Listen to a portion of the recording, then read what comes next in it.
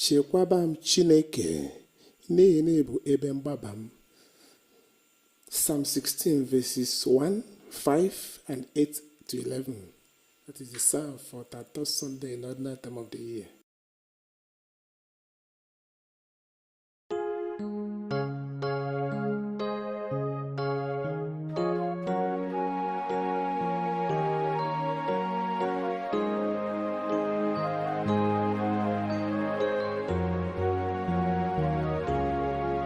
Chekwaba m Chineke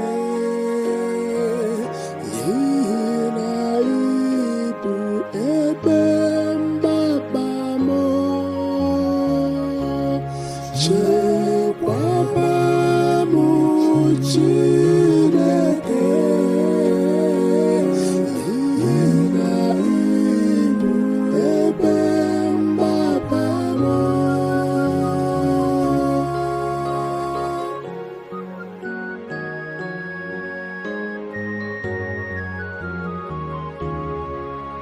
Sọ gị onye nwe anyị bụ ihe m nwere, ị na-enyekwa m ihe niile m chọrọ. Ana m eche echiche banyere onye nwe anyị mgbe niile. Ebe ọ nọ n'aka nri m, egwu agaghị atụ m. Chekwaba m Chineke n'ihi na ị bụ ebe mgbaba m.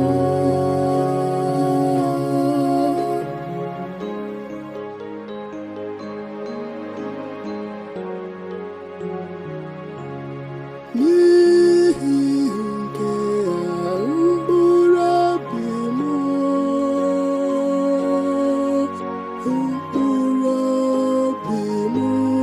nọ n'ọṅụ. Mmụọ m na-enwe aṅụrị, ahụ m na-ezukwa ike na-enweghị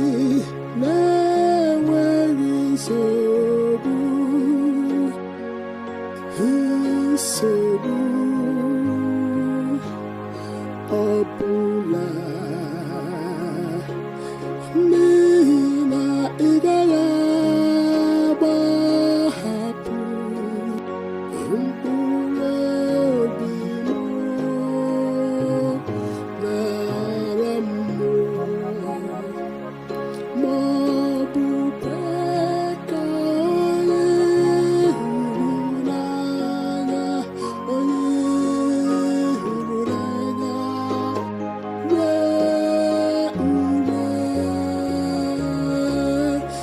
Chekwaba m Chineke n'ihi na ị bụ ebe mgbaba m.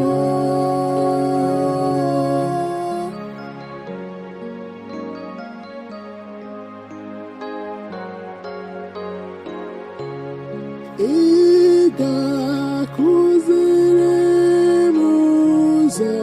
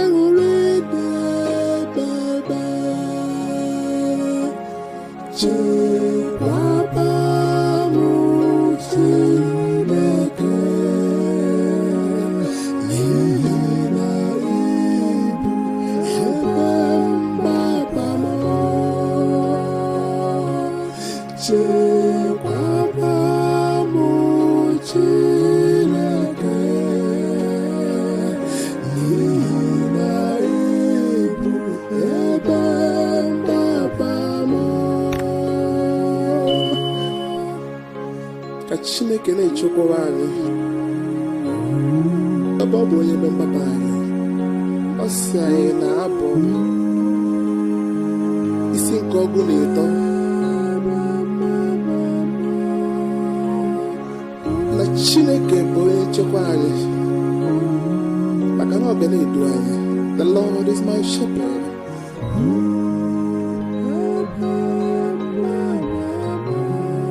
Ka Chineke na-edu m all the days of our lives.